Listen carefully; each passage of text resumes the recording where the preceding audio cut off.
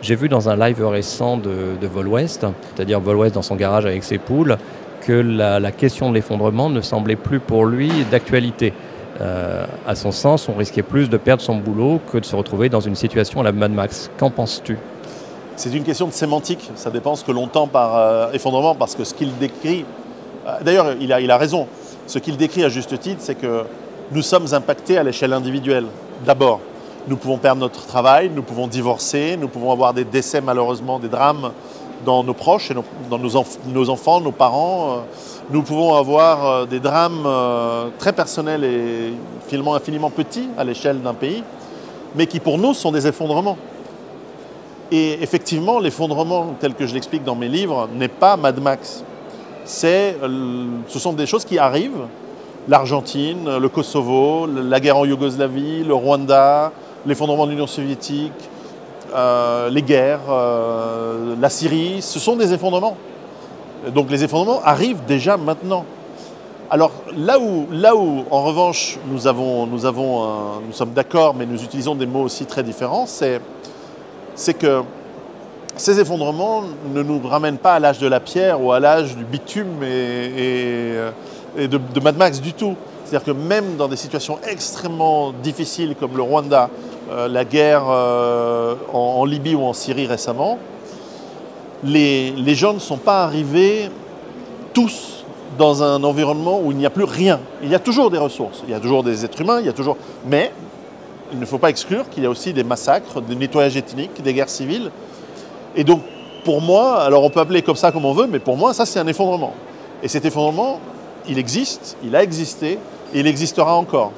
C'est un effondrement de la normalité. Cela dit, bien sûr que là où Vol West, je crois, essayait de faire un travail d'éducation et didactique très utile, c'est que beaucoup de gens se préparent à un événement particulier qui serait l'effondrement de l'économie occidentale, ce que je pense être probable et que je crois être déjà en cours.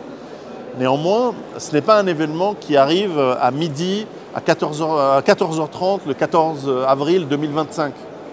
C'est un événement qui est diffus dans le temps, qui est progressif, qui peut avoir des paliers, qui peut avoir des soubresauts, des bonds importants, et donc ne pas attendre un déclencheur précis, déterminé, extrêmement défini.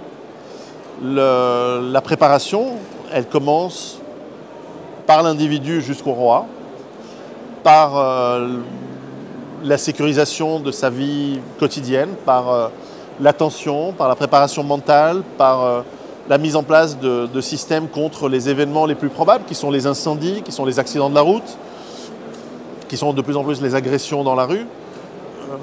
Et certes, la mise en place d'une base autonome durable à plus long terme, avec son autonomie, peut-être ses stocks de nourriture, ses poules, oui, tout ça c'est quelque chose qu'on fait de manière progressive. On ne peut pas dire à quelqu'un voilà, qui a 20 ans, qui n'a pas de métier, qui n'a pas d'argent, achète-toi une ferme, fais un potager. Il n'a pas les moyens. Donc il doit d'abord commencer, comme je disais avant, faire un plan, mettre en place un métier.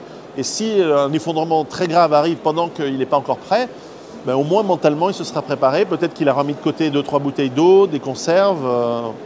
D'ailleurs, l'État en 2018 le prévoit, le ministère de l'Intérieur conseille aux citoyens français d'avoir des bougies, des piles, une lampe torche, des couvertures, de l'eau pour 72 heures chez soi, au cas de catastrophe naturelle. C'est aussi contribuer à ce que la nation ne soit pas toujours là, ne soit pas toujours à attendre de l'aide sans arrêt, au contraire, que les citoyens se prennent en charge. Ça aussi, c'est de l'autonomie, de la liberté.